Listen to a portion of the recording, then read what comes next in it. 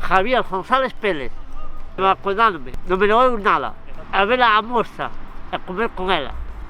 E ir de vacacións, sí, ao campamento. Moi bien. Que non temos ca mascarilla, máis.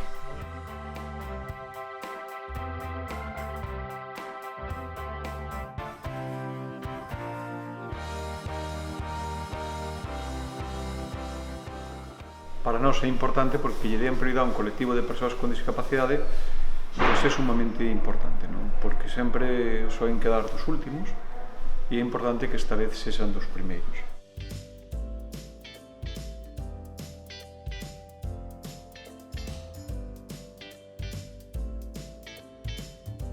No me diría nada, de nada, a nadie.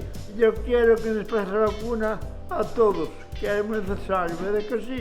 Non teño fiebre ni nada, estou mellor. Non me doeu nada, son valiente. E que vas a facer despois da vacuna? Darlle un bico a mama. Moi ben.